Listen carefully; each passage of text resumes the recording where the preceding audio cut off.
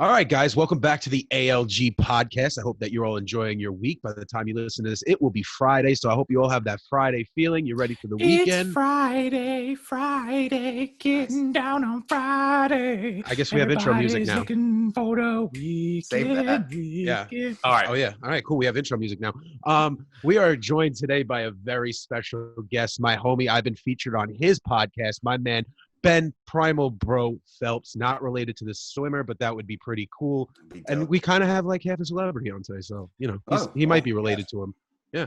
And as always, I'm John Arpino, J. Arpstrany, and I'm joined by my partner in crime, David Fit_D-Rock Roden. Yeet. Who will now only be known as Dave. Oh, that was so funny. Just Dave. I don't like Dave. I don't. No. So before we hopped on the podcast, really quick, David showed me a DM between someone who's going to be a future guest of ours and a conversation with himself. And the guy referred to him as Dave, and I've never, ever called David Dave. So I was like, who the fuck is Dave? Who is this Dave character? And so now he's just going to be known as Dave. So, Dave, how's everything going today over there in Michigan? It's just fabulous. It's actually, so we got the home gym now, and there is no better. I've never been so happy to feel sore in my entire life. Wow. Like I've worked out for four like strength training days in a row, and like my whole I just had leg day this morning, so you boys feeling her. And we started off slow. Like I in low ego, I put it up on social media. I mean, I literally started with 0 weight squats, just kind of getting my way back into it. So that's great. Considering I haven't lifted in like 14 weeks. Yeah, savages. That's wild. David, I'm not clear. I don't know if I'm allowed. I'm allowed to talk. Oh yeah, no, you're here. You're on the show. Oh, guys, it's Ben Phelps. Guys. Rolling. You're Dave. Sorry, Dave. not here. I'm not positive like where you're located, but are gyms still closed? Is that why you went home? Michigan, yep. Michigan, yeah. 100%, yeah. Our governors are savage. Yeah. Strip clubs are open. Dude, essential. But not the gyms. Don't even get me started. if you guys saw what came out in New York the other day, it's absolutely well. Everything is allowed now. We're back. They put out a big thing about weddings now. So like you could have 50 people at a wedding. You can't dance. The bride and the groom can only have a dance together and a dance with their in-laws. You have to sit there and all stare at each other. All school districts are allowed to go back. You go to the bank. You go get your hair cut. You go get your nails did. You get your eyebrows done. You go get your car washed. But you know what you can't do? You can't go to the gym. You can't get yoked.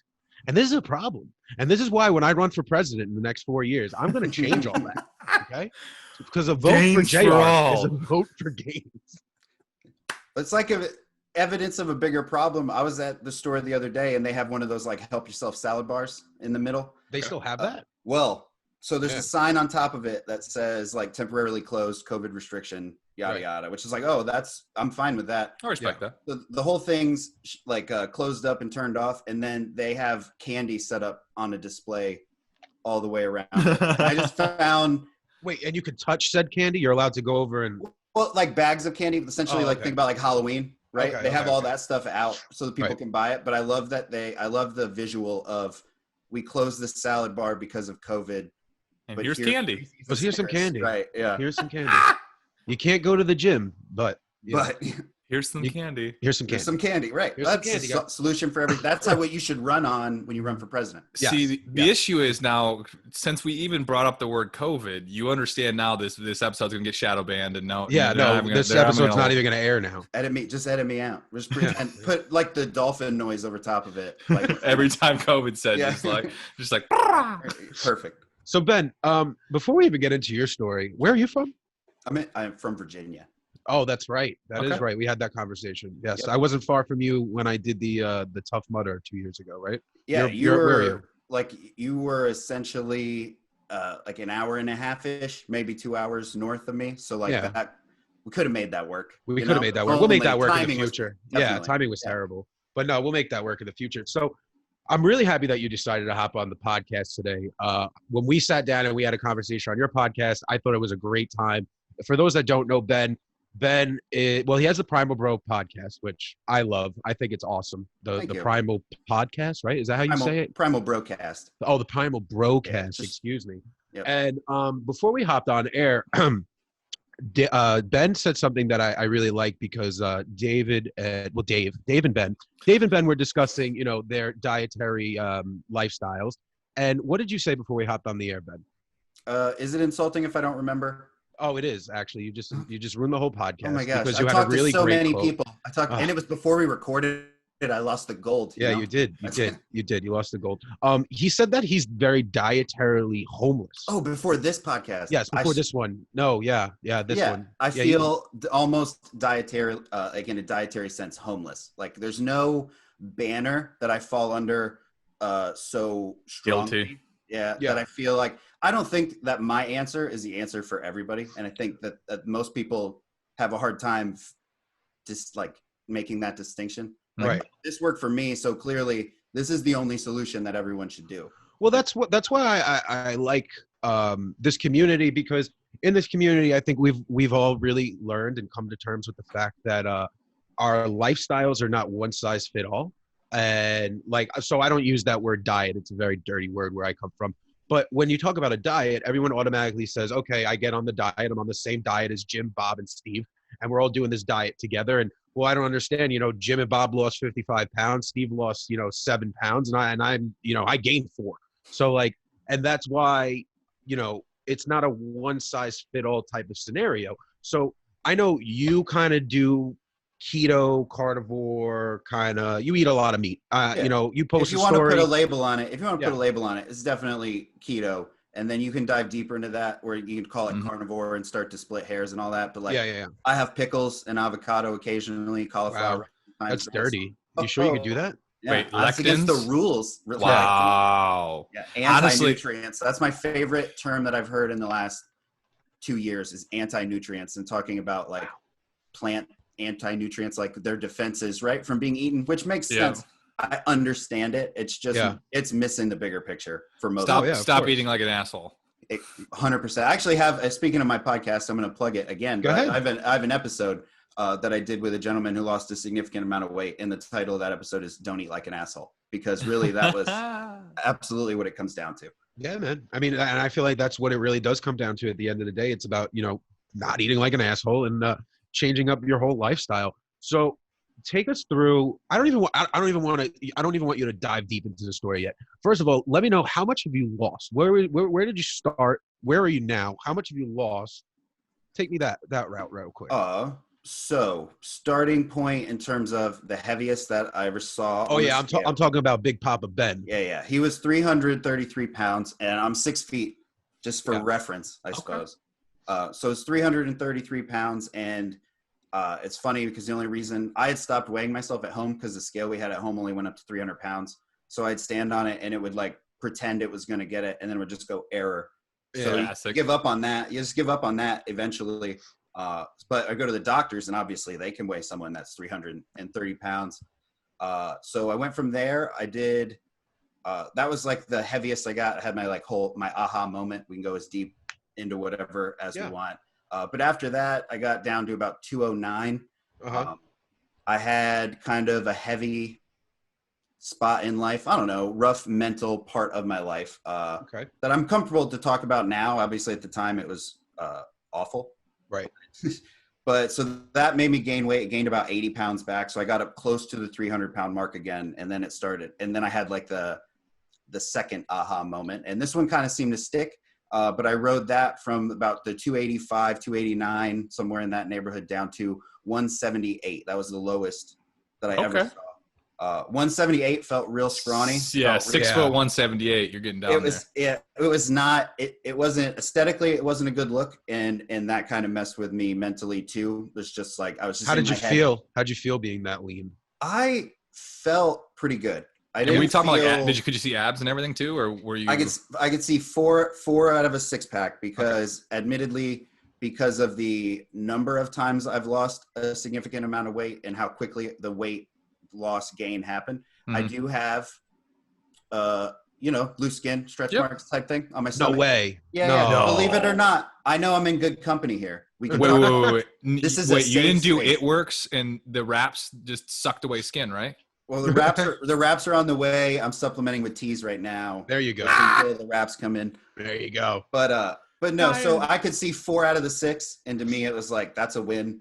But now, like this morning, I was 196. I can still see some ab definition, not as much as I could at 178. Right. But when you factor that into like everything, the whole package, visually, I look much better.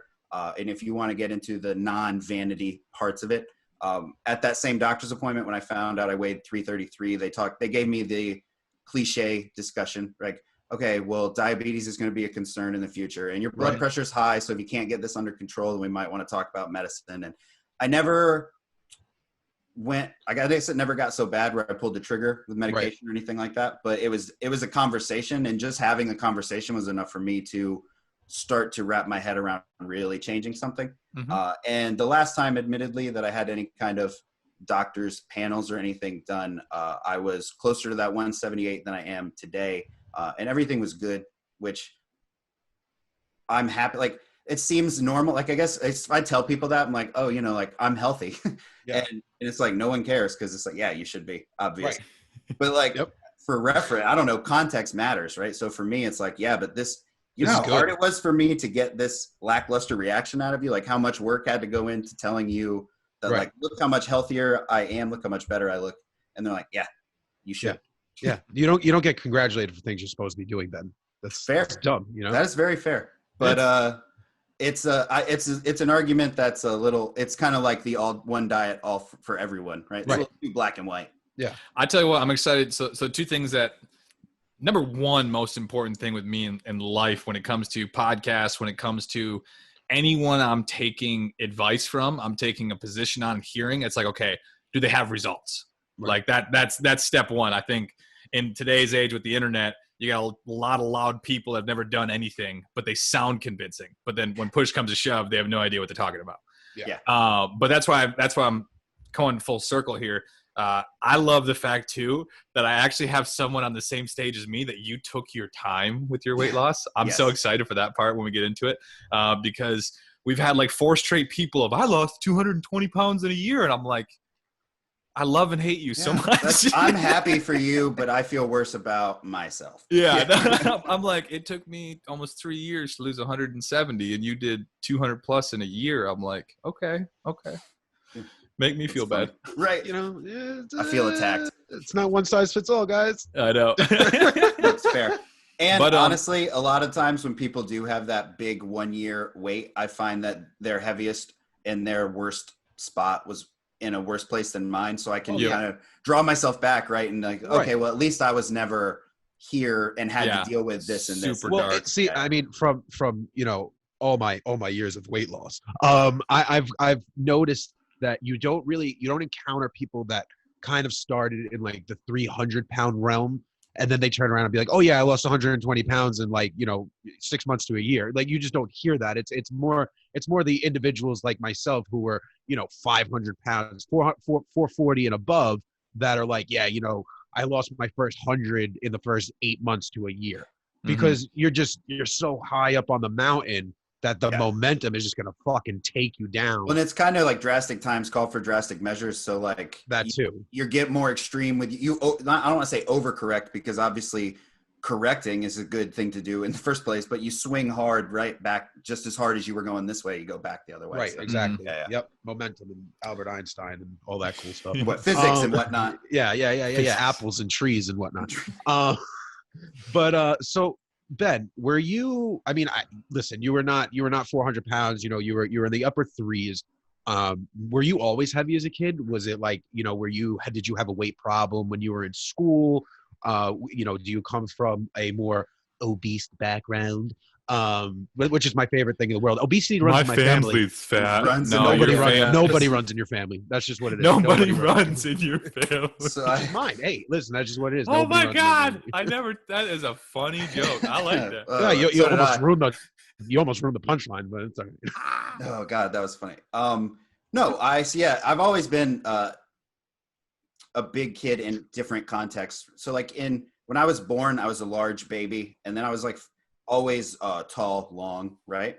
And as I got into school, you'd see like early on, maybe kindergarten, I was definitely taller than all the other kids. Yeah. Maybe a little bit bigger. And then as like years progress and you watch the development, I I didn't, proportionally, I didn't stay that much taller than them. Everybody caught me, but I was losing them in the other direction. Yes. And Okay. I was winning that race. Yeah. So weight was definitely always a problem, to the point where like my parents would talk to me about it, like, you know, in a concerned way, but also sadly, like an uneducated, right. Really, they did their best. And that's, again, really cliche or like stereotypical to say, but they really did. They tried to help me. And I just didn't really listen. There was one time when I was 15 where I did try to lose weight. And it's funny because I can look back on it. It's something my dad called the Rambo diet. Because Rambo. we are, my dad and I our big thing was always like like terrible action movies. So like Chuck Norris, Okay. Sylvester Stallone, Let's go. Jean-Claude Van Damme. Okay. Even Steven Seagal movies, the earlier ones, not so much Yeah. later ones, but we were always really big into that. And like Above the law. Yes, like that's not a bad one. Rocky is my favorite series, and we're big Sylvester Stallone fans. Fact. And he's shredded in Rambo, right? There's no doubt about it. In all the movies, and it just gets progressively more shredded each time. Do you want to know how I was able to do Rocky 15 in my 70s? Steroids. Right. And we'll get to that later no. So when I was 15, I did steroids. But no, yeah, my dad put me on steroids. No, it was a joke. It was like, well, if you want to look like that, you have to, like, you know, you got to eat right. And that is, as we all know, that is a very vague statement. Eat right. Oh God. Yeah. Eat right. That's my favorite mean one. 1,000 different things. Yeah. But he put me on a Rambo diet, and my favorite thing to do, looking back on it now, is laugh, because it was very, I can't remember if we started recording before or after I mentioned this. I'm dietarily homeless. So, yes, you are dietarily homeless. Very keto right now, right? And keto is kind of like what works for me. That's like a good home base. Mm-hmm. So, but then I was eating, it was a meal every single day. I'd eat the same thing. It was tuna fish, green beans, and cheese sauce. And it was that mixed together. And it wasn't necessarily the best thing, but it tasted good enough. What the fuck is cheese sauce? You know the ragu, like you would never buy any sauce that ragu makes. Have a nice day. I'm off. Goodbye. It wasn't red. It wasn't red. It was cheese. But they sell like a cheese one. So I'd open that, and you just top that off on your dry green beans and tuna fish and mix it up. And I did that for like months. That was basically the only thing I ate. I'm not hating, but I'm hating. Except on the weekends.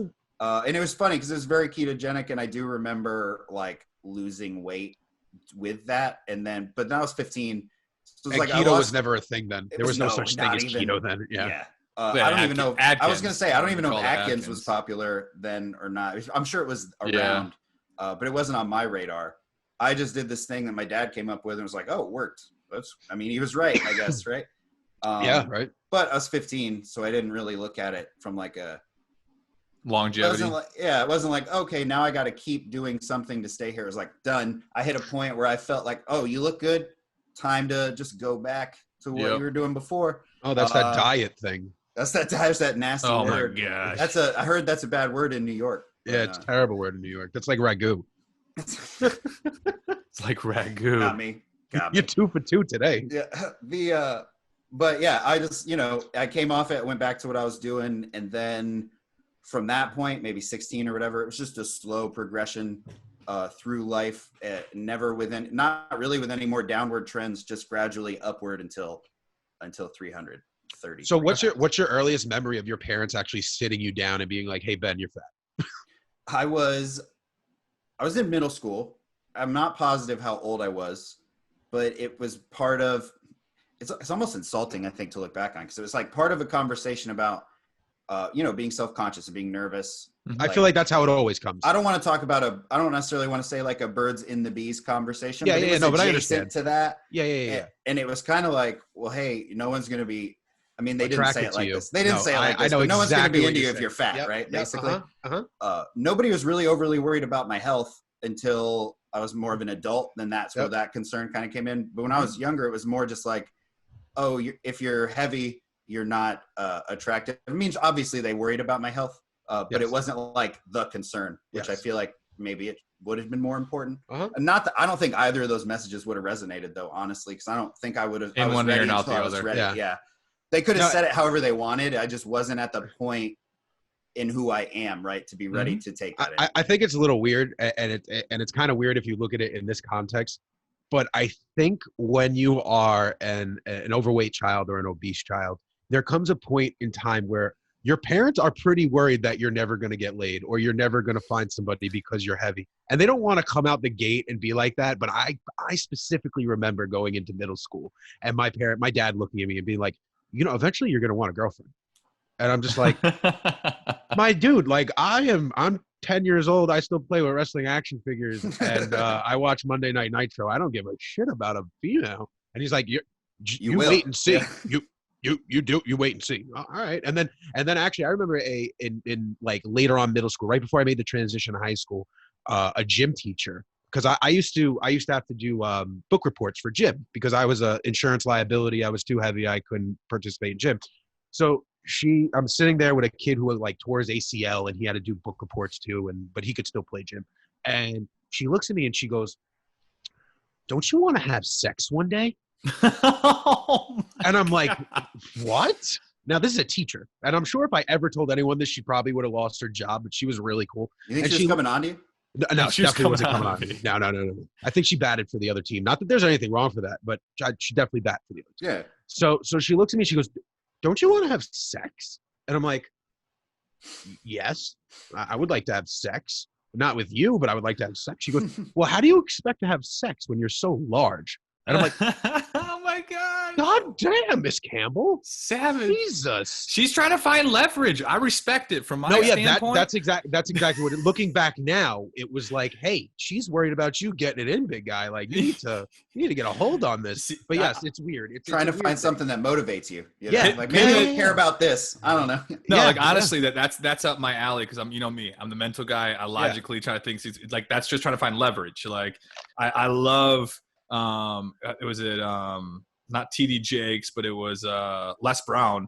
Les Brown talks about how he's like dealing with this guy who's significantly overweight, and he's talking to him, and he's like, "Don't you want to do it for your health? Don't you want to do it for this? And what about your kids?" And then finally he gets to this point where he goes, "Just so you know, when you're more than 100 pounds overweight, there's a decent chance you get erectile dysfunction."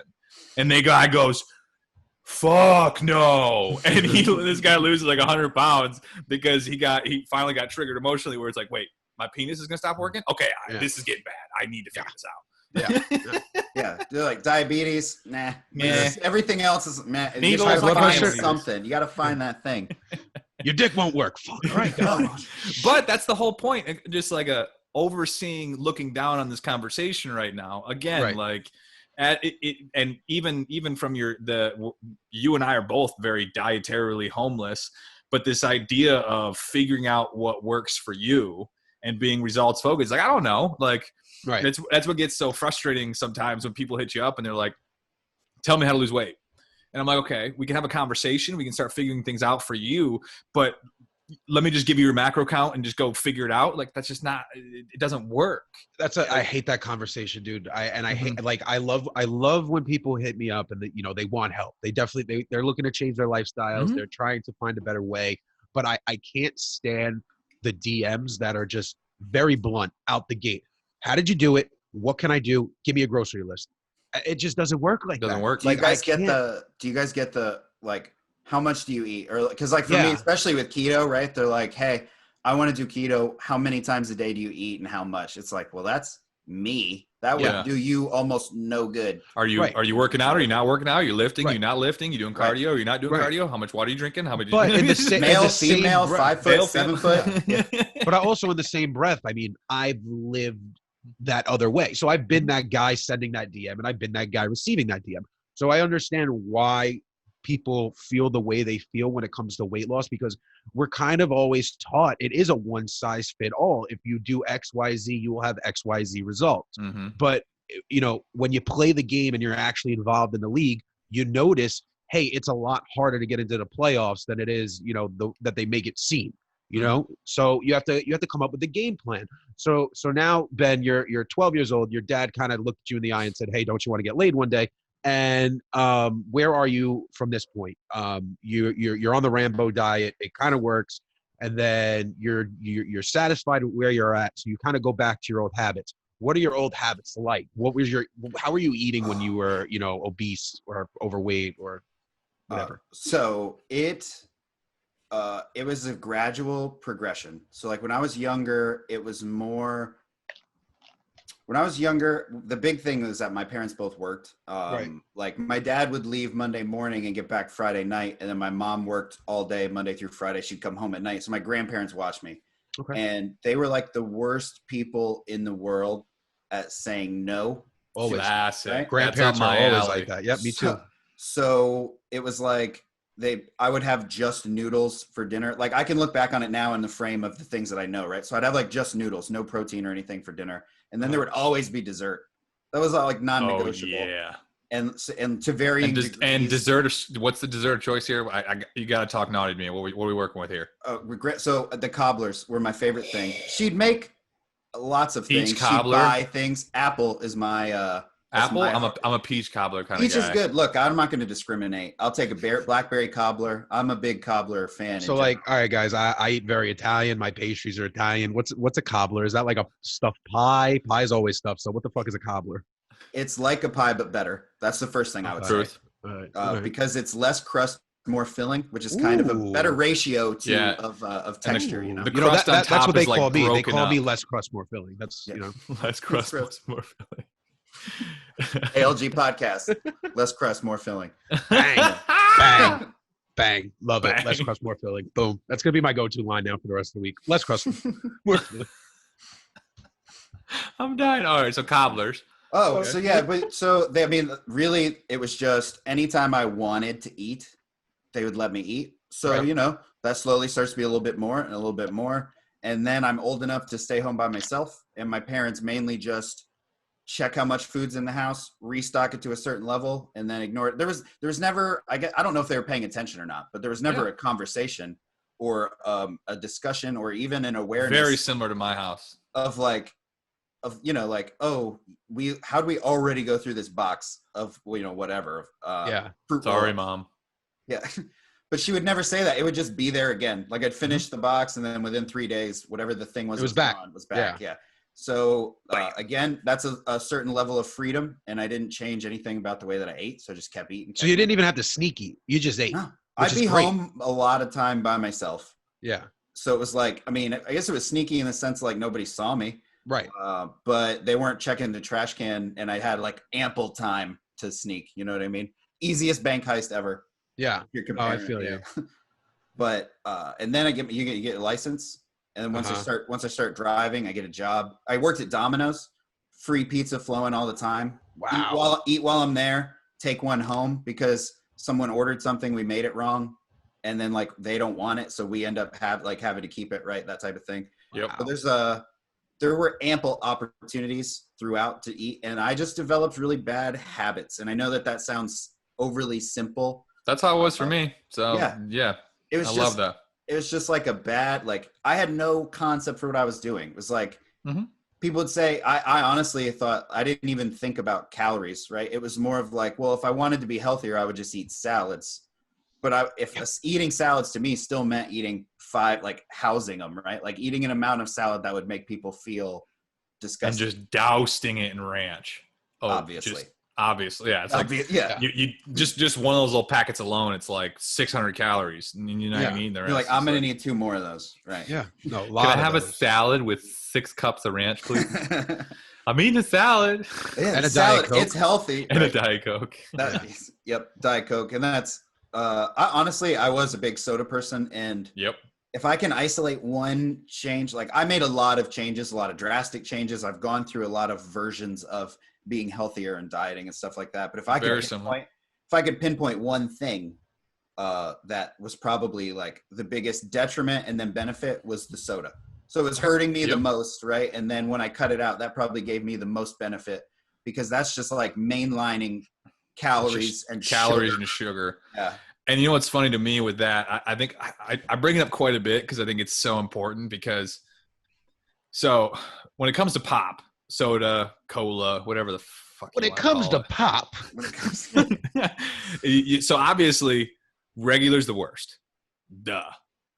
But even diet, yes, it's not calories. And I'm not going to say it's like just as bad as regular, which is just bullshit. Like it's not as good as water, obviously. But it sits somewhere in the middle. It's not, you can't just drink diet like it's water and expect it not to do things. The synthetic sugars, all this kind of stuff, it just does stuff to your brain, gets you hooked on synthetic sugars. But when I was in high school, I was drinking somewhere between 12 to 20 Diet Cokes a day, cans. Jesus Christ. Wow. I've never talked about this. No, not that many. I'm blown away in good and bad ways. Bro, literally, we go to Sam's Club or Costco, and the big 48 packs, we'd come home with like 6 of them. But this is where things get interesting. I'm not kidding you. So big thing is like, if you can come from a position of saving money to my dad, it's like 2 + 2 is 4. Oh my God. It's like we have the same dad. And so I went to my dad and I was showing him how he would save money by putting a fountain Diet Coke machine in the house. And I got him this close to putting a fountain Diet Coke machine in our house. And I just look back on like how many Diet Cokes I was drinking a day. And just like, but it's like, yeah, it's obviously better than regular, but I mean the synthetic sugars and how it does stuff to your brain, it's definitely not ideal. And, but it's just fascinating. When I got rid of pop almost completely, I can't usually have a diet every so often, but when I just getting that out, it helps with food cravings. It helps with a lot. Yeah. Cravings would be the big one for me. That's what, like, as soon as you start talking about how diet wasn't like entirely, like, I don't even want to say safe. It just sounds so extreme when you say it, right? But like diet soda, like you said, is leaps and bounds beyond the original version, but it doesn't come without its own. Yeah. There's still issues. Yeah. Everything has its own drawbacks. Yeah. So since you guys are like the pops of pop, what's the difference between a diet and this like Coke Zero bullshit? Like, so I was never a big soda guy. It's the synthetic sugar they use. Aspartame, the zero sugars, I think mostly use sucralose, I think. Okay.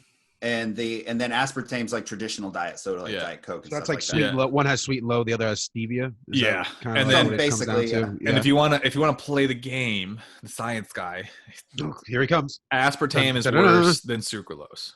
Right. So if you want to start hierarchying stuff, aspartame is the worst of the synthetics. Yeah. I'm not the science guy, but even I know that. I got it.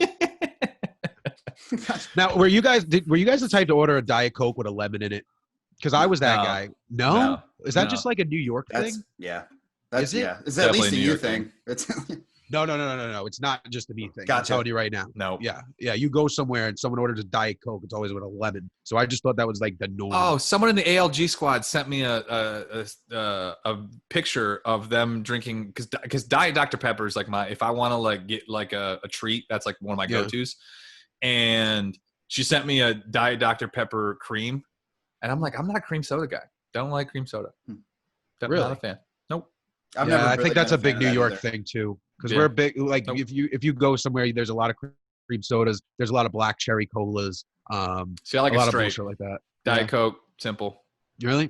Diet Dr. Pepper, simple. I was more of an iced tea guy. I liked soda. Soda gave me a lot of agita. It gave me heartburn. So I was way more of like a iced tea kind of guy. And then just water. Like I'm like one of those weird fat people that just didn't actually drink soda. I ate my calories. I had no business drinking them. Didn't care about it.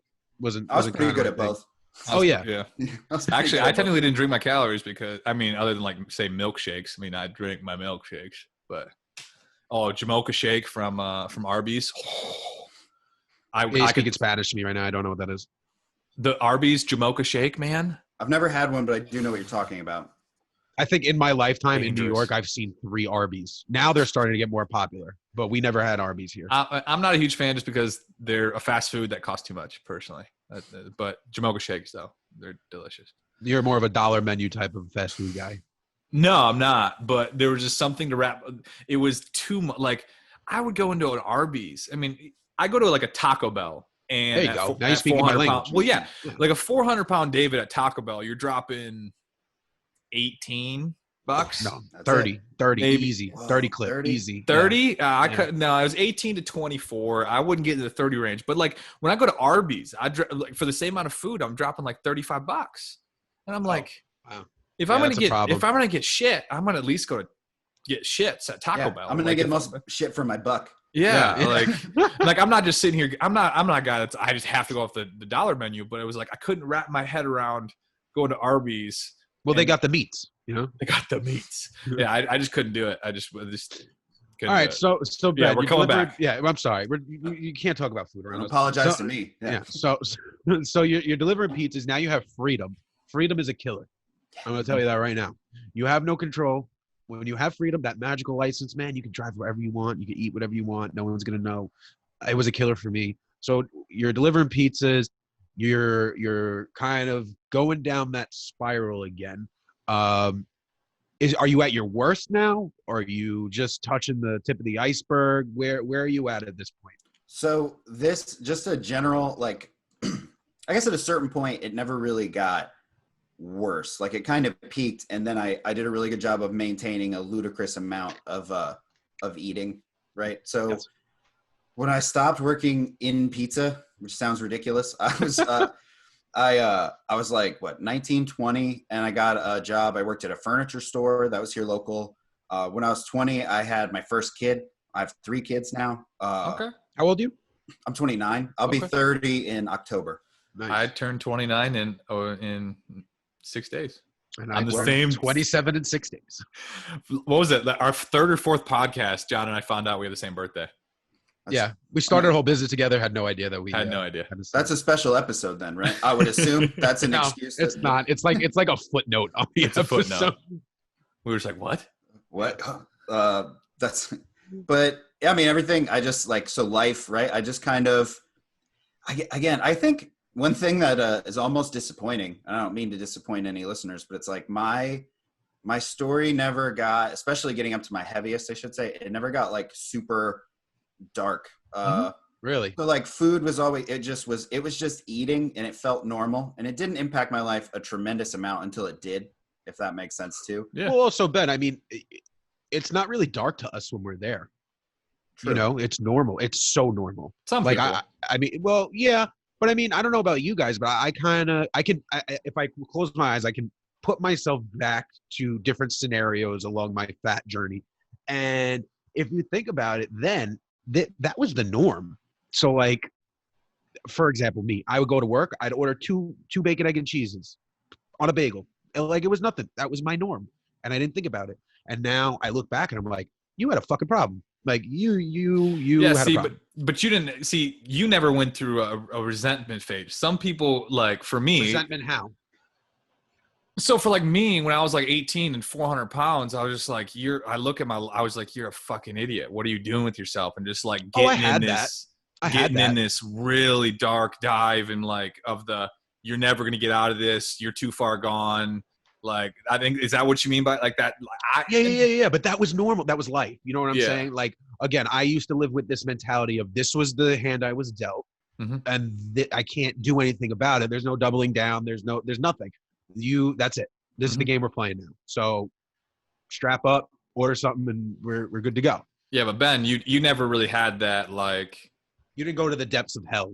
So well, I guess, and it's funny because the more I listen to you talk, I guess food never felt like a problem at the time. I guess I can look back and analyze behaviors now. Yeah. And if I want to like do more of like a play psychologist and diagnose, I can see elements where like I used food to enhance emotion, right? All emotions. It wasn't just, I wasn't just a stress eater. It was like, oh, we're going to celebrate, time to eat. Oh, something bad happened, time to eat, right? Eating was just to enhance any emotion. It didn't have to be a negative. Right. And there were things that I just normalized. And maybe this is where like what you guys were saying kind of clicked, because it was like, I wasn't miserable, but I just accepted a lot of things like, oh, we're going to this event that's at a pool, or we're going to the beach, definitely not taking my shirt off. I was about to ask, are you a shirt? Because Definitely not taking my shirt John, you off. took your shirt off. No. Wait. Who did we have on that? Poro. Poro. I've Poro. seen that. I've seen those I'm pictures. like, Poro, Yeah, you yeah, got yeah. balls. Yeah. He didn't give a shit. Yeah, He didn't care. the idea of taking my shirt off in front of people, if I did, it was like in the pool, and I would do one of these where I'd act cold, and I'd be like, I'm cold, and I'd run out because I'm man boobed, like cover the man boobs, and like put a shirt right back on. Right. Yeah. Your towel is right next to the exit, so that when you get out, you can cover up. Somehow you never dry your bottom half. You only keep it draped over the top. Yep. And then you get to the shirt and put it on as quickly as possible, facing away from The crowd. The crowd. The people are. Yeah. Yeah. Yep. And then the shirt's Been soaking there. wet because you didn't dry Everyone's yourself. listening right now going, bro, me Yeah. too. Yeah. And that's what I love. I mean, there's so many things that we all lived. Except for Poro. He lives in Except his for own little Poro. world. Yeah, he's in his own bubble. And that's fine. Good for him. I love him. I love But there's so many things that we all did and encountered in our life that we thought we were alone. And really, it was everybody else was doing it too. And I wish that there was a time where we were all very open about it. Like, like for example, it's safe to say we all grew up in the 90s. Obviously, we all just said our age. Imagine social media was what it was now. Like then, what it is now wild. then. It'd be wild. Like we definitely would have encountered more fat folk of our nature and had people to connect to, and maybe we would have had a little bit more success. As much as I'm not a fan of social media and shit like that, I think it would have benefited us. Yeah. It has. I mean, just like anything else, it has the pros and the cons to like, because it normalizes you. Your kid dies in a car accident. You think you're the only one. You think whatever you're going through divorce. You think you're the only one. You like whatever it may be. Everyone kind of always thinks that they're somehow unique. Yeah, and we're not. No one's unique. I'm That's sorry. what I've learned. Like doing my transformation, working with people, talking to people, you come to find out we're not that different. Yeah. No, we just live in different places. We find unique stuff to do it, but yeah. So, you're a diet. You're homeless. You're dietarily never got homeless. there. Oh. You're dietarily homeless. So where do you go now? So you know that you're fucking up, right? Okay. You're honest with yourself. You're fucking up. I need to know more because obviously we keep distracting you and taking you off what you're here to do. Look, for me, first of all, it's your show, and I'm happy to engage in whatever conversation you want. Keep going through the story. We can talk about songs, whatever you want to do. But so up to my heaviest, so it kind of, I have that aha moment, right? We talked about that, or like I touched on that at the beginning. Everybody kind of has a version of this. Some are more direct and specific, and then some are like mine's more of like accumulation, because within the same, honestly, at this point, it felt like a week, but it was probably within the same month. I had that doctor's appointment where I saw 333 pounds. So I was at my heaviest. We had to talk about all the health concerns. My son he did this like parent kid. He was so little that they couldn't put kids on soccer teams. So it was like a mommy and me, daddy and me kind of experience where you go out with them. Okay. And it was like, looking back on it now, man, it was so easy. It was kind of a joke of a physical activity, right? But then it was showing up to that, feeling that like shitty self-feeling from the doctors, right? Showing up to that thing and then like getting sweaty and out of breath, just trying to keep up with like 3-year-olds running around, which kind of, maybe when I say it like that, sounds like it would be difficult, but I'm telling you, the stuff they were doing and the amount of space that we had to go, there was really no excuse. So not only am I feeling it physically and psychologically, I'm feeling my size at that point. And it's like, I'm the fat parent. Right. Really, you look around, right? And it's like, I don't want to say there's always one. I mean, at this point with like our society, there's always three. There's always a bunch. But like I was definitely the nail that stuck out, right? Like I was obviously the fat dad. So like I had that moment. And then the very last thing that kind of sealed this, like I said, what felt like a week was the place that I work. Are you guys familiar with Wawa gas station? I love Wawa. Yeah. Wawa's okay. Good. Yeah. So I worked at a nonprofit that shared a parking lot with a Wawa. Oh, that's terrible. So I would park at work and walk, and it might be 1/8 of a mile, right, to and fro. So I'd walk over to the Wawa, and I'd go in the morning when I got there, and I'd get breakfast. And it's kind of similar to what you're saying, because they have those sandwiches up at the sizzly things, right? Yeah.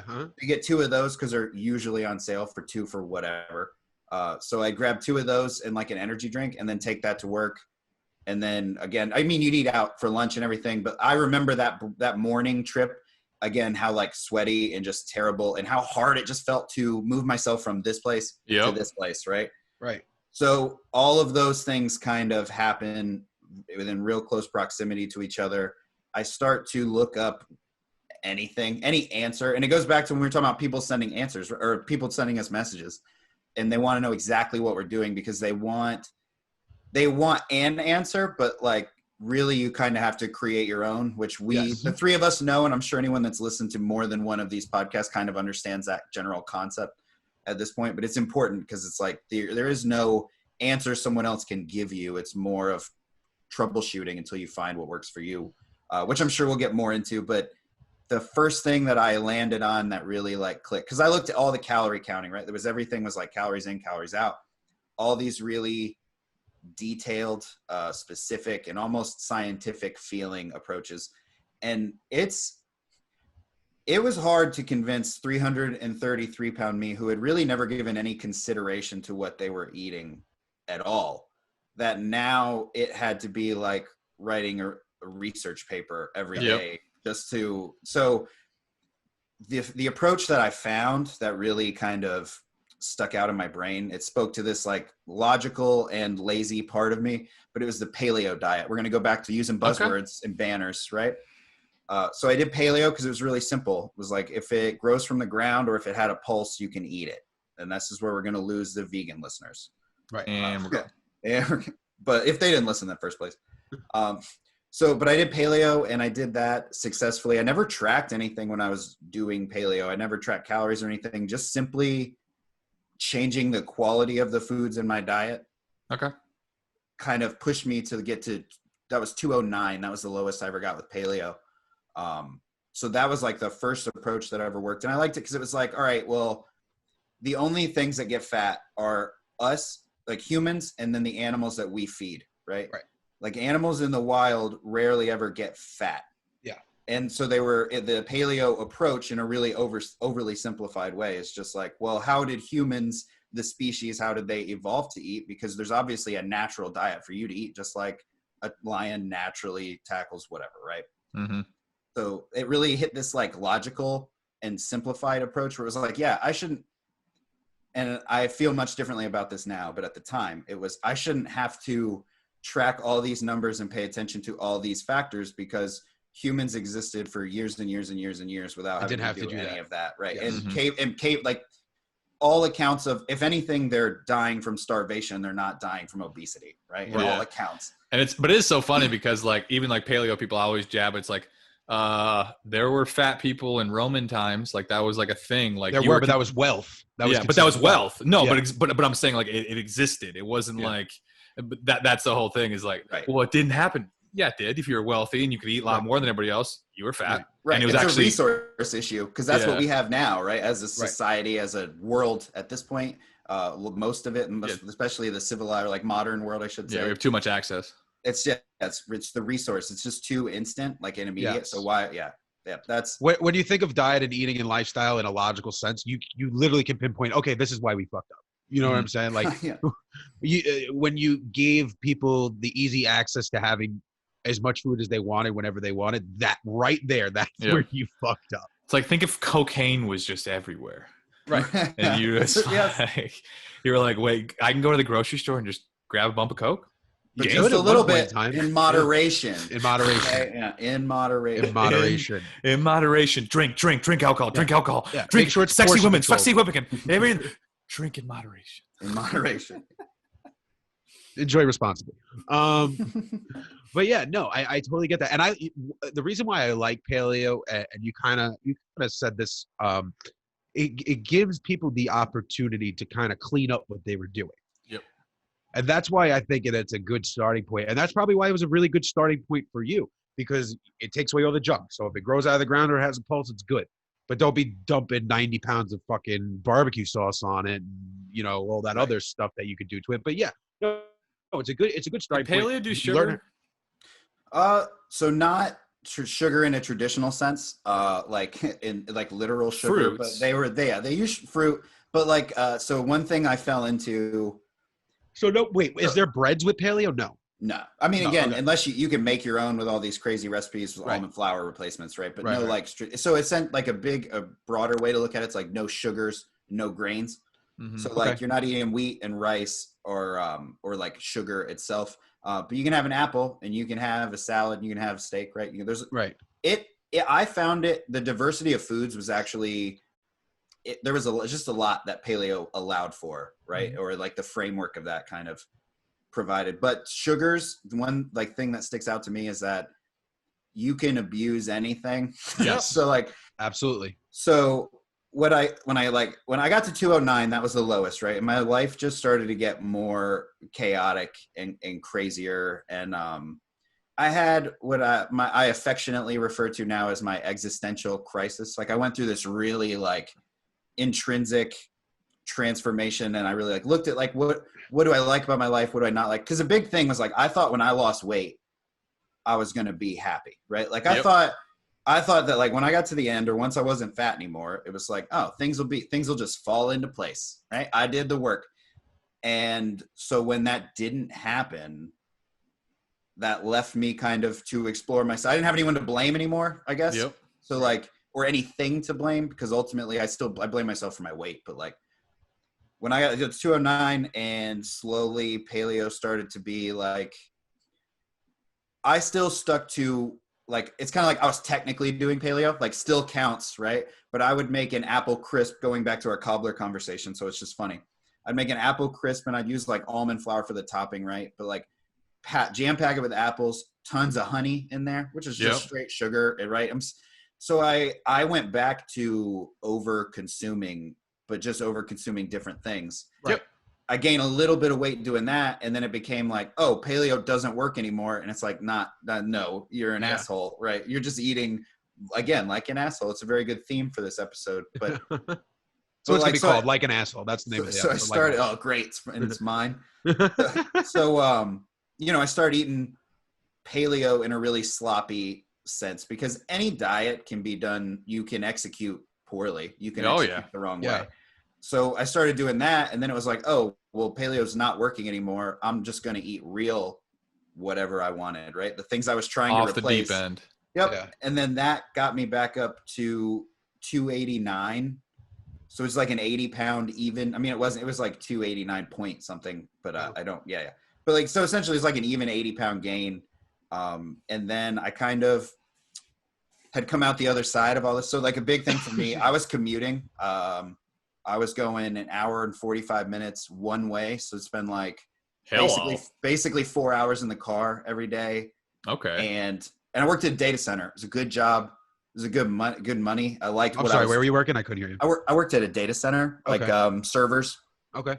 And I worked with the hardware. So I was assembling servers, and like they'd go in the racks and stuff like that. And I liked that work. Like I liked what I was doing. It was good money, but the commute really that's an hour and 45 minutes is brutal. Yeah, that's three hours of commute every day. So it's driving into. So for me, it's like I drive into DC from like a more central part of Virginia, or like, and it's a popular commute. A lot of people do, and they range from like 3 to 2 hours. I had one of the longer ones of anybody that I talked to, but not the longest. Yeah, DC rush hour traffic is no joke. Yeah, that's absolutely no joke. It was brutal. But then, so like I had left that job, and I don't know. I kind of took a step backwards in the conventional successful life checkboxes, right? So like I had taken a step backwards in career. I had taken a step back because of the career. You had to take steps backwards in other aspects of your life where the finances spill over. But what that really kind of did was give me clarity and an opportunity to kind of, I don't know, learn, get to know myself, find myself. It sounds super lame when I say it, but it's really true. Cause like, it was really about self-discovery. Like I know that I can lose weight. I can follow these diets, but like my weight obviously wasn't the problem I thought it was. So what's wrong with me? And then once I answered those questions, I was 289. I was ready to kind of get back into things. I just went back to what worked before, and I went to all these paleo resources online. Okay. So I went to the same places, but the conversation in this time that I had been away, which at this point is probably a year, maybe 18 months between falling off and hitting that new second heaviest, so to speak. Right. Uh-huh. So when I went back to the paleo resources, the blogs and the Reddits and everything, it was like keto. Well, paleo, and from what you're saying to me, paleo is kind of just dirty keto with a fancy name. So, yes and no. So like, All right, don't crucify me now. I get no, I would never. Dave, on the other hand, Oh, Dave. Science Dave is about to go. You're not even fucking close. people like I get a lot of questions about this, especially having experience with both. But like a big thing, and carnivore is a good example. So you can use paleo, you use carnivore, whatever. But there's some of these buzzwords or banners that are all about food selection. So like what you can eat. So like if you do paleo, you're not eating sugars, you're not eating grains. There's these foods that you are allowed, say, to eat. Whereas keto is the whole concept. The reason that the name exists is because you're in ketosis, your body's producing ketones. So really anything you eat, any diet that you eat, if you test your blood and you are in ketosis, right? Which I'm not a blood tester, and we can talk more about how people focus on minutia later, because that's a big problem with me. But if you want to look at keto, is more about how your macros break out. And if you're achieving this state of ketosis, right? So like you could eat, because people always say like, oh, potatoes aren't keto. And it's like, well, if I have like 3 ounces of potato in the scheme of my day, and that's all the carbohydrate I have, I'm probably still going to make it. I'm probably still going to be keto, right? So there's no like food that is or isn't keto. It's more of an arrangement. How you use it. Yeah. And then paleo, carnivore, vegan, that's all about sourcing, like like what the food is. Okay. And so they can operate independently or they can operate together. This is what I was about to say. A square is a rectangle. A rectangle is not a square. Kind of, yeah. So it's like you're technically paleo doing a carnivore diet, but you can be paleo and not be a carnivore diet. A 100%. Carnivore diet is technically paleo, but paleo is not technically a carnivore diet. Right. Gotcha. Yeah. Nail on the head. We're right. You got me. That's it right there. Square, rectangle. Yep. Square. Square root of 77. Yep. But so I did paleo. So when I restarted and I was in these paleo resources and blogs, I found keto.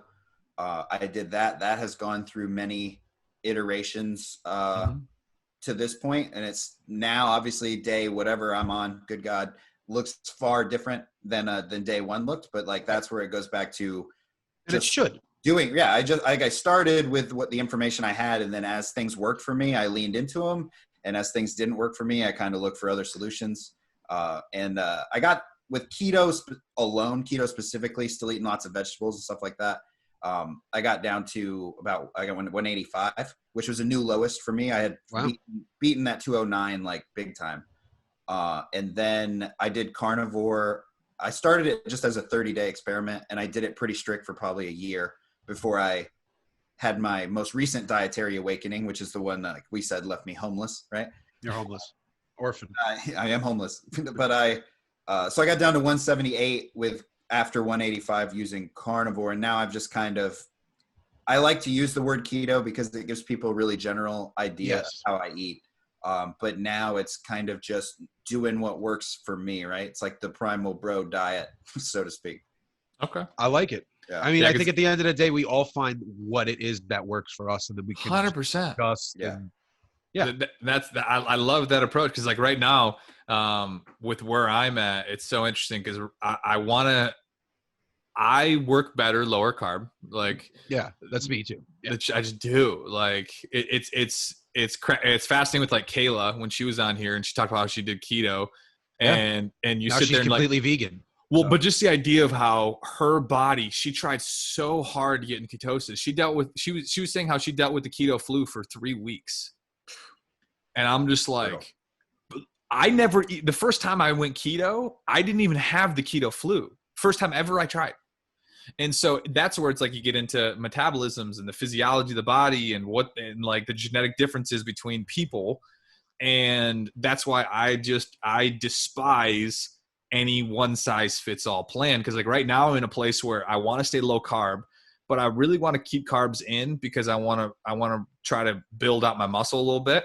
And so right now this is science. John, I'll listen. I got it from here. All right, cool. I'll see you guys later. Check out you guys. So what I'm doing is I want to keep all my carbs for the end of the day. So while I sleep, they get the glycogen transfers in the muscle. And so what I do is I do keto, low carb I do intermittent fasting as well. So my first meal at noon is super low carb, just meat and cheese. Second meal, super low carb. And then I put 150 to 200 carbs in my dinner with creatine to just carb load up for the night. So then when I work out in the morning, when I strength train, it's boom, there it is. But I put it all right there. So I'm using all that in my mind. We'll see how it works out right there for putting all my carbs at the end of the day. So in the morning lifts, I don't lose a little bit of that that strength, where you do lose a little bit of strength with keto. You just do. Yeah. I mean, but it's not a bad thing. It's like, well, it's always in the context, because like it's funny because there are people who this may seem insensitive on some levels, but I have had direct conversations with people who have a fairly significant amount of weight to lose. Mm-hmm.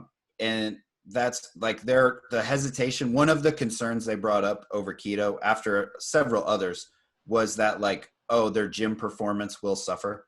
Mm-hmm. And it was one of the hardest times I've ever had to be like, sometimes you got to tighten up. Like, I'm assuming we're all really nice when people first message us. 100%. Yeah. And then depending on where they steer that conversation, it kind of changes how you got to know how people tick.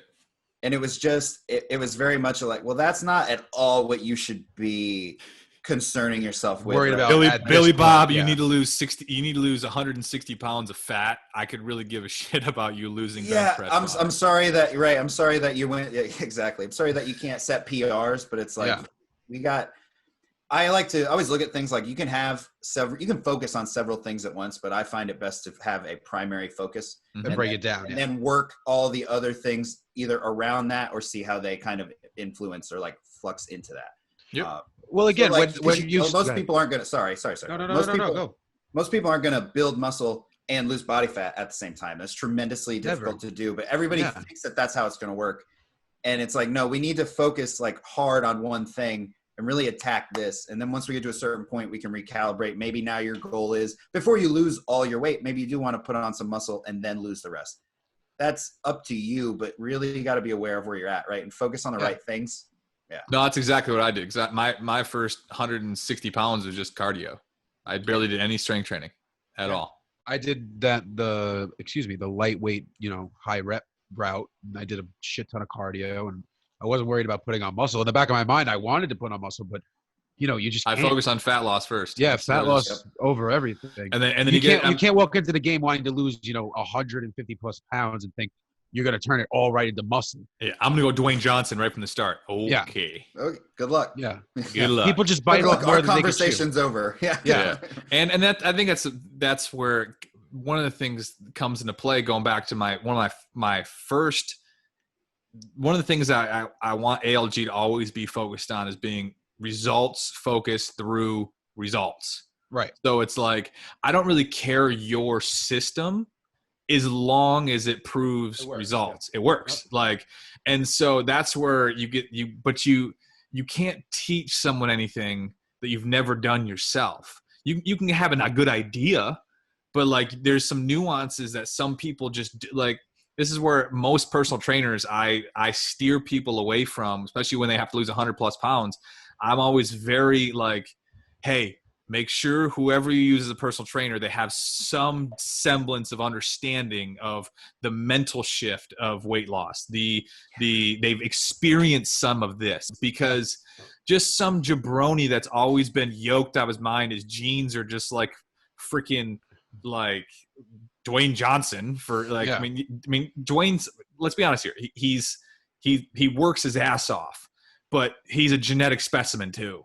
Now he is. Yeah. Now he is. Yeah. Yeah. And so, but even back then, you looked at him when he was 15 years old. Look at his pictures when he was 15, 16 years old. He had pecs and shoulders the size of my freaking quads. He did. Yeah, he did. But if you look at him, all right, so if you look at him in 2001 when he was WWF champion, and you look at him now, two different dudes. Well, there's other reasons. No, yeah, there's not the reasons you think it is. He was doing the thing then. So with one thing that I'm a big fan of, she was talking about The Rock, obviously there's genetics at play. I'm sure there's some science at play, let it. I mean, it doesn't matter because you don't. It's not. I think John, you and I talked about this when you came on the podcast because we talked about how surgery is not a guarantee of success. No. Exactly. Steroids is exactly the same way. Same thing. 100%. You can take steroids, and if you don't do anything, you're not. It's not going to do shit. Yeah. No. Exactly. Yeah. No. Yeah. Which is my whole argument with steroids in baseball. You know, like people think Barry Bonds should not be in the Baseball Hall of Fame because he did steroids. That's fucking great. He's still got to hit a slider. He still got to hit it. Right. Your coordination still has to be there. Yeah. You're not removing the skill element of the game. Right. Steroids don't give you skills, guys. But I tell you what, steroids. This is going to see it. So 2 things with steroids. Number 1, I have no issues with steroids. Me neither. I'm not on anything. Yeah. I joke with a buddy of mine that the only reason why I don't take anything is because I feel like I'd like it too much. Right. And then number 2 is the most important thing is the deceit and the lying of the fitness industry, of all of your most iconic fitness gurus that you think they say over and over again they're natural. Bullshit. Bullshit. Like you're taking tren, you're taking steroids, you're taking these people on everything under the sun, and they sell you a protein shake like it's gonna make anything a difference. Like that's what did it. Yeah. They're like, yeah, this is what I did. That's what gets me about steroids. If you want to take them, if that's what you want to do, cool. Do it. Yeah, I don't care. But I think Ben. Yeah. Go ahead. Sorry. No, I was just gonna say. But if you're gonna do it and you're gonna have a transformation, you better own it. Yeah. But I think Ben, we had this conversation on your podcast as well. I am of the thinking that there should be a all natural sports league. So let's just say baseball. There should be an all natty baseball. But then at the same time, there should be a yoked up steroid baseball as well. Dope. And it would be fantastic. Just the same thing with the Olympics. You could get rid of every controversy and scam of all times. Have 2 Olympics. I know that sounds crazy, but have the all natties and then have the guys that are taking a little something. Spoiler alert: the Olympics that you watch on the TV are probably not the all natty Olympics. Oh no, I know that. No, I know that. They're all. We're already watching the Juice League. We are. No, I know. And only Russia gets caught because it's Russia. And only Russia gets caught. Yeah. That is a fascinating documentary. Have you guys seen that? No. Icarus? Yeah. Icarus is fascinating. I heard it's really good. I think me and Ben talked about Icarus actually on our podcast. We might have brought it up because we did, for some reason, talk a decent amount about steroids. Yeah, we did. I don't know. Everyone's going to think that this is happening again. I know both of us. Yeah. We're all on steroids. I literally have this buddy of mine that him and I both, we send us pictures back and forth and we're like, bro. And we're just like trying to talk ourselves. And like, I'm telling you right now, if I started taking steroids, I would just be, number 1, a monster because that's just my work ethic. But number 2, I would just never get off. That would be my issue. I would just never get off. So you always try test, not to keep going on that hole, but testosterone's like steroid adjacent. You know what I'm saying? Yeah. And it's so interesting too, because actually for older listeners, and this is something that if there's someone older on here, honestly, the science is really good, and there's very small adverse side effects done correctly, especially medically background, which I would highly recommend if you're going to do this stuff. Don't buy it at Gold's Gym. Yeah, don't. Dude, buy it's like so easy to get a test script though. Yeah, I actually didn't realize how easy it is. Like for older people, when you get over the age of 50 years old or so, I mean, it's just a classic move. Your test just keeps dropping. And that is when you start getting the semblance of energy, of strength, of fat retention, all of it. I'm a firm believer that if you're like over the age of 50 years old and you are low normal, take a bump, get yourself up to high normal, go to a doctor, get yourself up to high normal. It's going to help with a lot of things with very little adverse side effects. That's I always obviously I'm not saying sell someone some test, but like I'd be like, hey, go to your doctor, have a serious conversation about it because your doctor's probably just going to say, okay, not going to hurt. Yeah. Let's try it out. And so honestly, if you're over the age of 50 years old and your test is low, normal, or low, I would look into it. 100%. So Ben, before you were talking about how you don't check your blood, is that right? To see if you're in ketosis or not? Yeah, I absolutely would say that I don't. I have. It's funny because I got the tester and the strips that come with it, and I used it. I say you urine at all, or just only blood? I did urine like early on, and then it became so. again, it goes back. It's going to be along the similar lines of the blood thing. It was, I like data. Like I like information, but it has to be, I have to feel like there's utility to it. Like there's, I can make something actionable from this information. Right. And so when I pee on the sticks, and it was like, it was cool. But then the more I looked into it, the more it was like, well, you never know, because you might not actually be using those. They might just pass through you, right? Yada, yada. Blood's more accurate. So I said, okay, I'll try to do blood tests. And that's super popular in the keto space. If you are someone who's just trying, or just starting with keto or interested in starting it, you're going to see like a lot of people posting their little, like, what are they, gigapets, nanopets or whatever. But it's like posting the readings. So I did it for a while. And the big thing I found was that like, it didn't really provide me any utility. It doesn't, if I feel good, like if I'm feeling good, if my workouts, if I'm training, like if my jujitsu workouts are going well, if everything is progressing well for me, my weight's on point, I feel good, right? No negatives. And then I pee or I test my blood, either one, and I register really low. I don't know. I struggle to see how to use that information unless you're like a epileptic, right? Or if you're diabetic, or there's some deeper need for you to understand the ketones in your body, right? Because there are absolutely medical reasons, and like, if you're not just doing it for general wellness and weight. Yeah, if you're really just trying to lose weight, there's zero reason for you to test your blood, in my opinion. As long as you're seeing results, like. Yeah, it's okay, and it's funny because you talked about results, and that's a big focus for ALG. And I've made a handful of posts on my social media lately where I just use like results are greater than everything, or results over everything. It's like, that's when I was talking about earlier. People go get so caught up in this minutia of like testing their blood, right? Or oh, I can't use this seasoning on my meat because sugar's in the ingredients label. And it's like, but in the context, how much you really like. Yeah. They get very caught up on small things, and they hey, my ketones are at 0.6. Great. Yeah. But I gained 2 pounds. Well, right. And it's what's the point? And that goes back to our primary focus thing, right? If you're trying, for someone who needs it for a health reason, their primary focus is probably going to be actually being in ketosis. They don't care if they gain 20 pounds. Because they're alleviating some other issue. Yep. If weight is the thing you're looking to tackle, then the ketones don't really matter. Right. Right. Right. I always found the checking of the blood thing to be very, very funny, only because being from a very obese background, the big fear was always, eventually having diabetes and having to check your blood all the time. So the argument that I would have with my doctor would always be, well, you don't want to get to the point where you have to check your blood all the time. But now you see this fad diet, well, not a fad, but you see this diet going around where people are pricking their fingers just because they want to know if they're celebrating the fact that they have to go buy these blood strips and fucking prick their fingers. And, it's very funny how when it's for something bad, you don't want to ever have to prick your finger.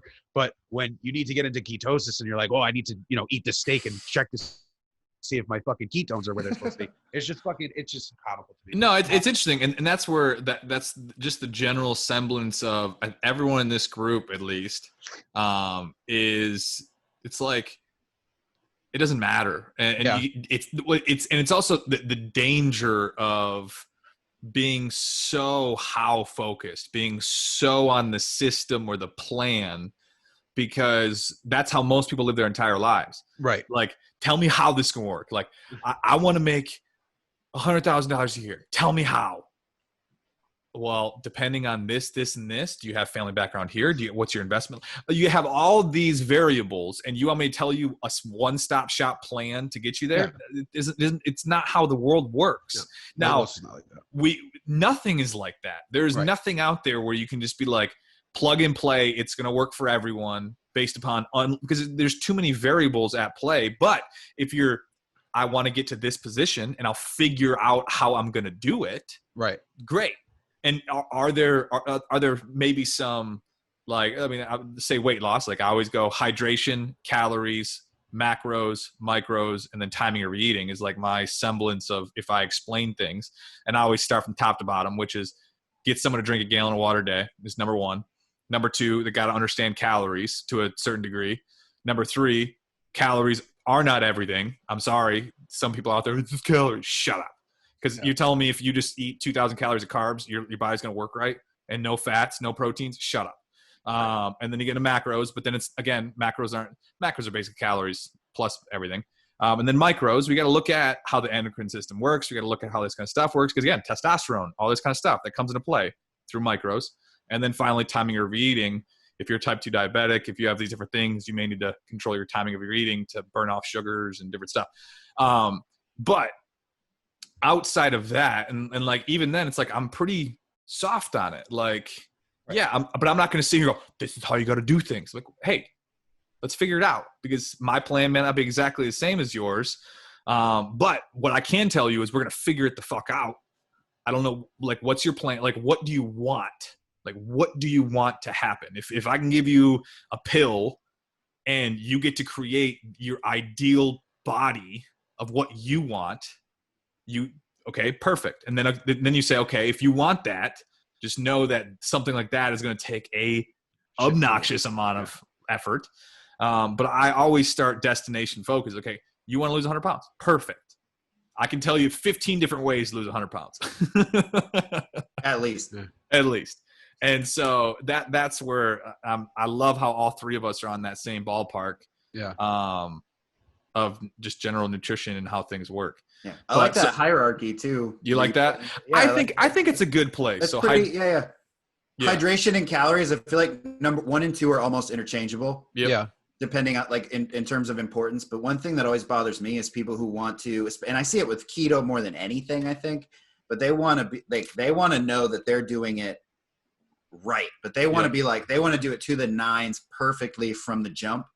Number 1, I don't know that there is really a perfect way, right? You're never gonna feel satisfied if that's what you're looking for. Right. But number 2, then what they don't do is just start heading in the right direction at all. Yep. They kind of just stay stagnant or keep going away while they're figuring out how to do all this, right? And it's like analysis paralysis. Yeah, just start, just do it. Like with your hierarchy, get number 1, drink a gallon of water, figure out how many calories to eat. From there, you can do that while you're figuring this other stuff out. Exactly, because and it's like hydration for me. It's the simplest thing.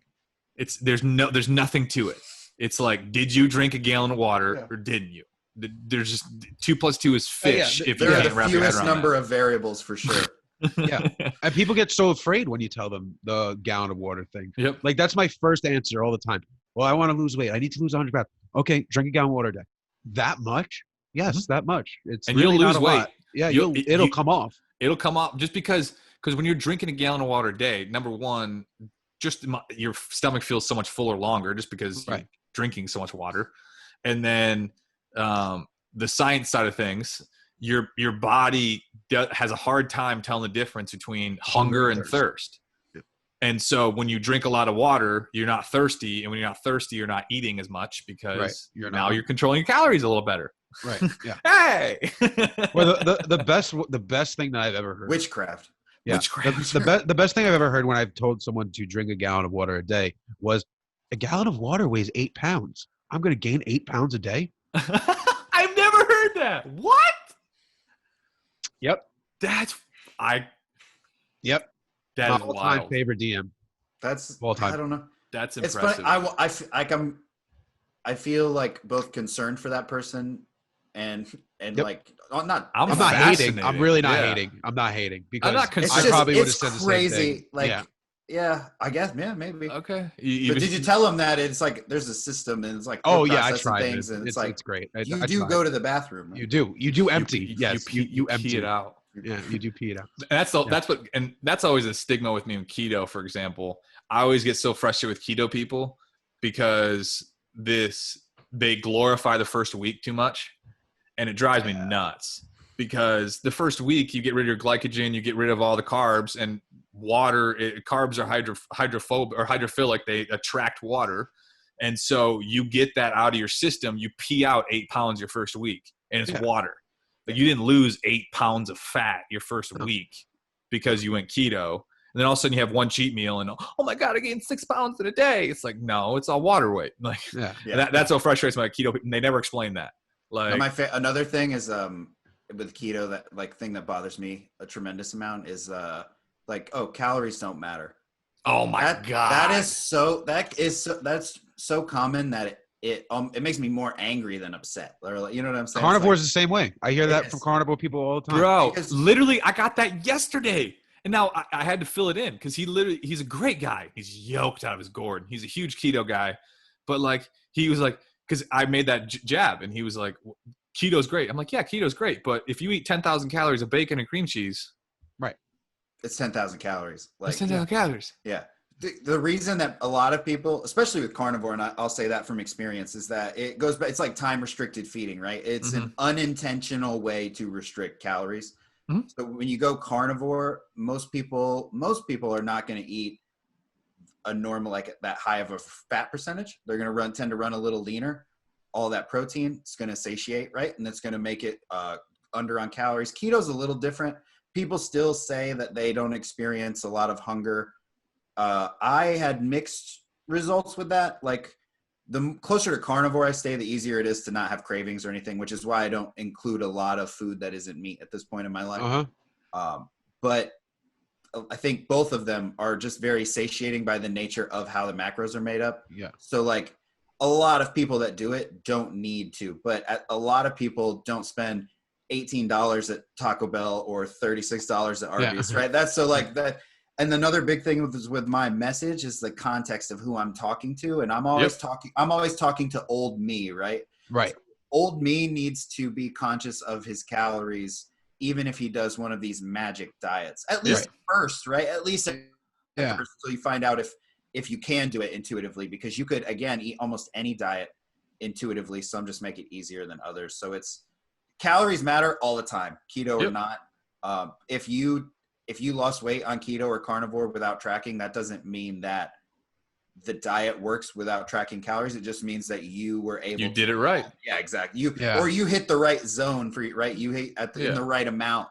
And I can even argue with, you probably have a little bit of buffer in keto. You may have like an extra 100 calories, 200 calories that you can kind of buffer based upon how your body pees out excess ketones. And there's probably a little bit of buffer. Yeah. But it is so funny to me how, again, this is why you can, for example, that blew my mind that Weight Watchers on Purple, they don't count potatoes as carbs. It's 0 point. Yeah. And I'm like, wait. Yeah. So the Purple I didn't know Plan. that. Yeah. Purple Plan carbs are like no points, as we learned. Yeah. And so wild. and so again, you can take any plan and twist it to make it ineffective. And so it's like, I love it. It just like start off, just stop eating like an asshole. But then it's like, now you can help people start to find ways to eat better, like to feel fuller longer. It's like when you talk about eating high protein diet, when you do that, you feel fuller longer. Like that's what that does. And obviously eating extra protein, it also takes more energy to break it down, which means it's more dense. It's more dense. Shit. Yeah. There's a lot of stuff to it. Yeah. That's the buzzword. We're getting sciencey. Science. This is actually the most part of it. Yeah. And John's been a part of it. And this is the most scientific we've gotten on any episode. So no, I really liked it. I apologize. We can make fart jokes if you want. Actually, I do want to know, because when I was on your podcast, we did spend a significant amount of time talking about how I transitioned into wrestling. So I actually want to flip that, and I want to talk about how you transitioned into jiu-jitsu. For those that don't know, you are a 7-time black belt world champion. So I do jiu-jitsu. That was a factual thing that John said. Yeah. I am not a black belt. I am a blue belt. I have 3 stripes on my blue belt. I've been training. It's funny. I waited until I lost most of the weight. I actually started while I was still doing keto. So whenever people talk about that athletic difference, right, they say like, when I went keto from carbs, my athletic performance suffered. I am fortunate enough to not have a reference. So I was keto when I started, so it's just always been part of it for me. Right. But that was something, it goes back to the movies with my dad. I was really into martial arts, like, and just fighting and like that type of manly activity from an early age. Rocky's my favorite movie. We talked about it. I'm a big UFC fan. So like I watched that a lot, especially in high school. I started getting pretty into that. And it was something where it was like, I love that, but I would never be able to because I am fat, right? And then once I got beyond that, it was like, oh my God, I could actually do this. Try one of these things that like I really wanted to do. So I've tried strike, like Muay Thai and Jiu-Jitsu, and there's just something intangible. And like for me, that Jiu-Jitsu has just become such a massive part of my life, really passionate about it. It goes back to primary focus. So like that's kind of the thing that I put in the forefront physically. So like if I wake up on a day when I'm planning to both work out and go to jiu-jitsu, if I don't feel stellar in the morning, I'll skip the workouts in favor of being ready for the skill, right? It's like, or that type of thing. It's the thing that guys me. I'm really passionate about it. I do compete and I do have medals, but I have never won a gold, only bronzes and silvers so far.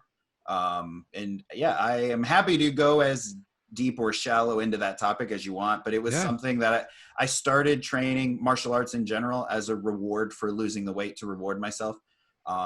Quick side note on that, if you're someone who is heavy and you're looking to start jiu-jitsu specifically, I would not say this about any of the striking, like boxing, kickboxing, but if you're someone who is overweight to the degree that I was, again, not maybe not 500 pounds, it would be heavy, but don't wait, just like start, as soon as you can, as soon as you feel ready, because it only would have aided in my weight loss. And if you go to the right gym, just like the right trainer, they're gonna be able to get you in, modify it for you, right, until you get up to the benchmark or the baseline for everyone else. And but it's a huge part of my life at this point.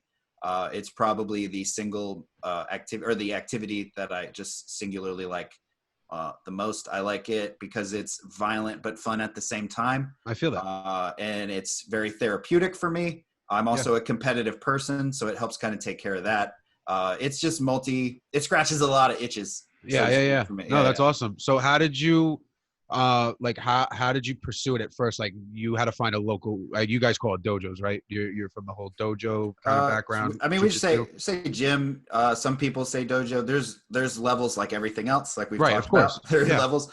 There are people who are more traditional, where they make you learn, like, because it's Brazilian jiu-jitsu. So in Brazil, they speak Portuguese. So like some of the more hardcore, like traditional places will make you learn Portuguese. Some of them will make you learn Japanese. Some of them will have you learn some Japanese, because that's where jiu-jitsu itself originated. Went to Brazil and then into the States, right? So, so there's like levels to gyms, and I tried out a couple others that had this overly aggressive, like, bro energy. Classic. And it wasn't like, it just didn't vibe, right? And so I didn't like either of those. And then the third gym I tried is the one that I go to now.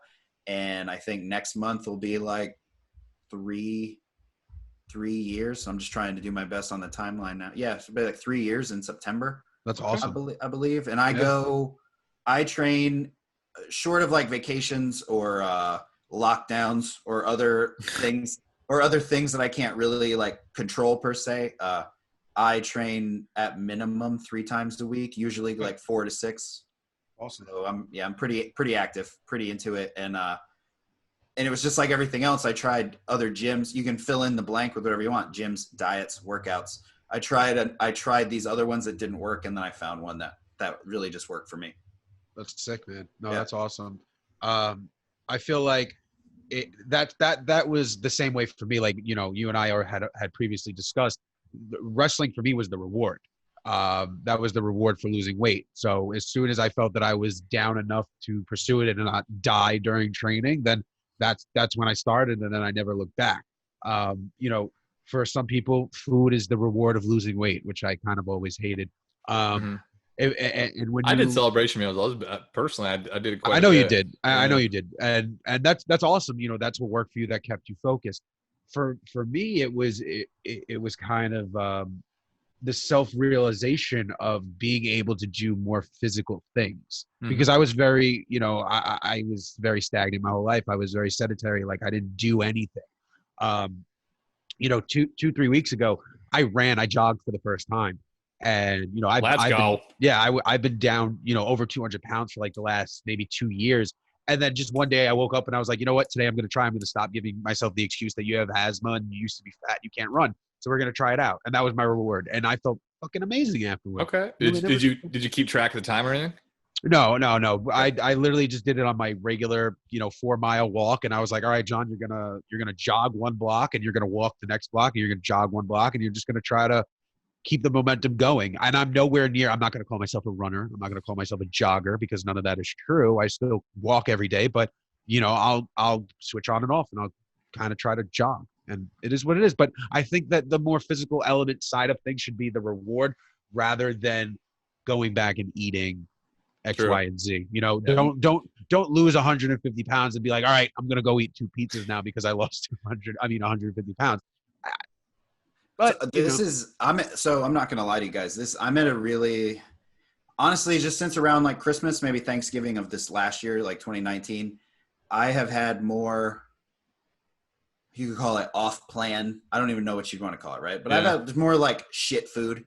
Yeah. That's fine. I can say that here, but I've had that more than I did. So, cause like you were saying, John, like don't use food as the reward. And it's like, the old me couldn't handle that, and he understood it, right? But like, I'm at a place now where I can go get ice cream with my family. Yes. And then after I eat that ice cream, I'm not tempted to get another one or stop at the store on the way home or fall into like, because I had a big problem, and this is why I've had this like dietary awakening, because before it was like, if I ate one thing that was off my plan, that whole day was just shot. Ruined. Yeah. And so like, I think that's where self-awareness comes in. Cause it's like, David, you seem like you said you did reward meals and stuff. I did. I tried. I wanted it to work, and it wouldn't. Yeah, it could work for me. But now I'm at a point where it could. And yes, the big difference for me is like, it's a shift in mindset. Before, food was kind of the focus of my life, or it was too high on the list at least. So my life became about food in a really overall sense. Whereas my life should be about those moments, and then certain moments like taking my kids to the ice cream stand can be enhanced by that food. It's not an evil thing, and I didn't ruin anything. I didn't fail.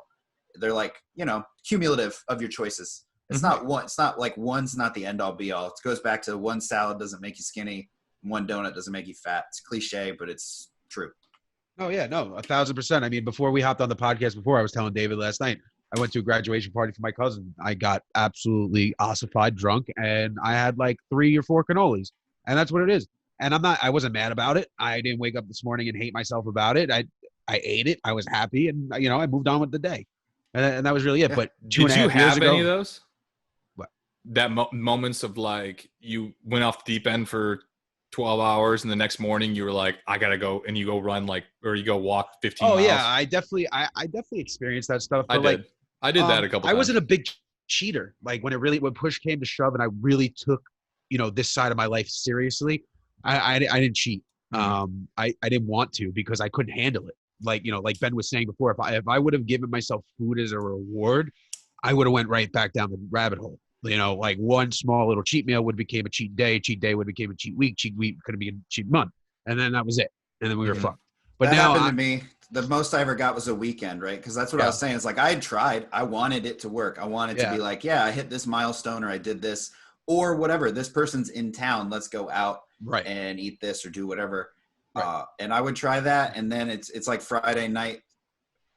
This lasts all the way. Because it's like I'll only do it Friday night, and then Friday night lasts all the way till Sunday afternoon. And Sunday afternoon, I hate myself, and then Monday I get up and maybe I fast until Tuesday, or maybe I eat that night. Yeah. So like there was absolutely. It was like this isn't worth it. Like what it does to me mentally, physically, all of it after doing it wasn't worth it. But now I'm at a point where I can manage that easier. And I think that we all progress in everything. And like levels to this shit. Everything. Exactly. There's levels to not eating like an asshole. There is levels to not eating like an asshole. And I will have to say with levels to this shit, I think we do have to pivot because we are an hour and a half in. All right, so let's wrap this bad boy up then, huh? Yes. All right, Ben. Ben, there's nothing to be sorry about because that was the fastest hour and a half I've had in a long time. Yeah, I'm a chatterbox. That was fantastic. I love it. We're just gonna have to have Ben on again, which that's fine. Works for me. Let me know how it goes. Except for you gotta get we're tank top bros. Come on. We'll do tank tops next time. You have a podcast that has bro in the name, and you don't have a tank top there on? they are. Look at them. Look at those. There arms. we no. Look at those delts. Oh my Boom. gosh! Look at those delts. There they are. Boom. Bang. All right, Flex. Ben. Everyone flex on it. Bah! Perfect. I wish we could have taken a picture of that. I can screenshot later. All right, cool. So Ben, I have 2 questions for you before we wrap up this podcast. Okay. And we're going to start with question number 1, which is a favorite question of mine. Ben, if you could go back in time and talk to 12-year-old Ben who didn't know anything about anything when it came to diet, jiu-jitsu, or anything like that, who, was kind of in a sedentary space, what would you tell him? I don't know. So it goes back to at that point in my life, or like at that age, in that period, I don't know that no matter how the message was delivered, that it ever would have gotten through like it needed to. Right. And I think that my advice to 12-year-old me would be much more theoretical or conceptual, so to speak, but it would just be like, I don't know. I have a big problem with confidence and trusting myself. Even now, second guess myself a little bit. And I really have done a lot of work to get past that and be like much more direct.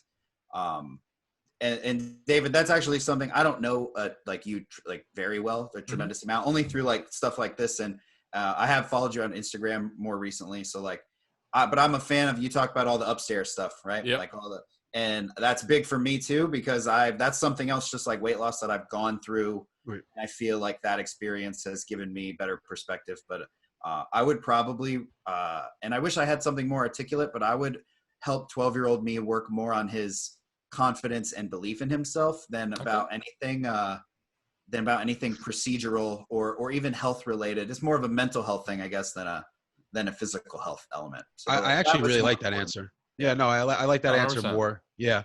The answers that are like, oh, I'd go back in time and teach him caloric deficit. Those don't make sense to me. Those I don't get it. I don't like that. I wouldn't have listened. I wouldn't have given a shit. So. Well, I know that. I didn't listen to the people saying it then. So, right. If I go back there, I'm just a stranger to 12-year-old me. I'm not going to listen to him either. Exactly. Exactly. So now the final question of the podcast, 3 pieces of advice that you give to anyone who's listening that are trying to make a drastic life change. Drastic life change. Number 1 is trust the process. I don't care what process it is. If that's not obvious from this show, you can do keto, you can do vegan, anything that you do, but like trust that that's going to work. You also need to give it your max effort and then trust it, and it will turn out well for you. Effort is where most people mess up and they think the process didn't work, but the process will work if you do. Number 2, this one's going to be a little more selfish and more specific, but the biggest things that I recommend to anyone trying to make a change in terms of cleaning up like their health, their diet, is I go back to the no sugar, no grains. I don't care if you eat potatoes, like David was saying, like potatoes are not, obviously there's insulin response and there's carbohydrates and there's all these things, but like, I don't care if you eat potatoes, just stop eating Snickers and macaroni and cheese. And it's so like no sugar, no grains, try to avoid those things and just eat like, potatoes, fruit, meat, vegetables, green leafy vegetables. But I think if you cut those 2 things out, you don't put a dogma on it, you don't put a label on it, you don't give them ketones to worry about, just eliminate these 2 things and then you'll be good. And then number 3, I think that it is tremendously important to focus on like we talked about, the upstairs stuff. Right. So like recognize that, like I didn't recognize it till it was too late, but like my weight loss attempt, I thought was going to cure everything in my life or fix everything. So don't neglect yourself, especially up here, for what you're trying to do out here. You know what I'm saying? Mm-hmm. So like focus on both of those, or at least make sure that you're conscious of your mental state throughout all this, because if you land on a diet that works really well and you're miserable, then you're not really doing yourself any long-term favors. So no, I love that 3. I love that, especially the last one. Just plug on what ALG is going to be. So both John and I want to be way more than just weight loss people. Like, but you also have to own what you know, and you have to own what you have results in.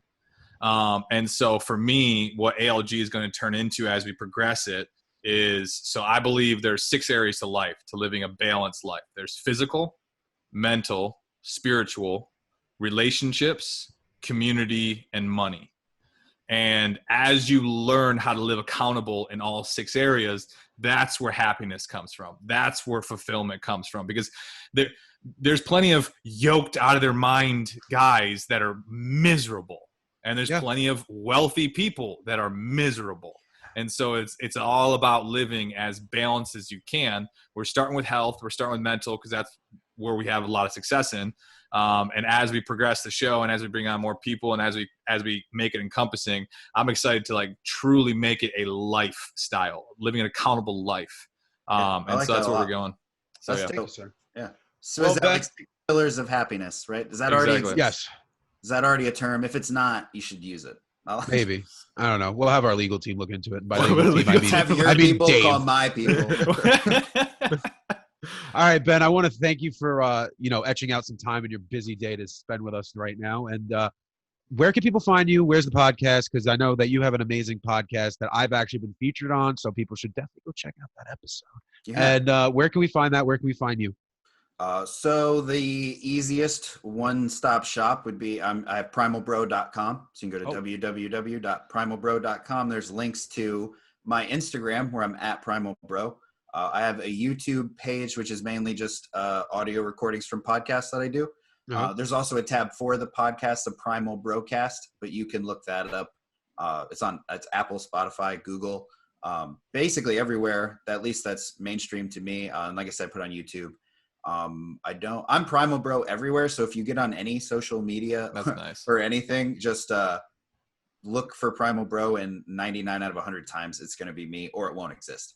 But yeah, I'm like primalbro.com. That kind of hubs you out to everywhere, but I'm super active on Instagram. And then obviously my podcast is my passion project, because much like you guys, it centers heavily, or we go back to weight loss and diet a lot of times, but like I've talked to a lot of different people at this point, like CEOs and MMA fighters. So like trying to be eclectic, you know what I'm saying? I feel you, brother. Dig it.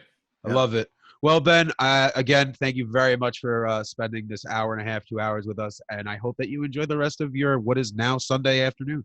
Thank you. Yeah, I had a great time. Thanks for having me. JK, guys. it's Friday. This is fake. They're listening to it's this Friday. on Friday. It's Friday. Yeah, it's Friday. It's Friday morning. Friday at noon. It'd be 12. If you're watching this live, it's like 12. It's 1:30 probably right now. Yeah, we got to stop doing that. You started it when it came out. Yeah. All right, guys. Enjoy the rest of your day. I love you all. Thanks for guys. joining. And as always, please like, share, and subscribe, comment, rate, do everything that they actually do on the social media platforms. And talk to you guys later. Toodles.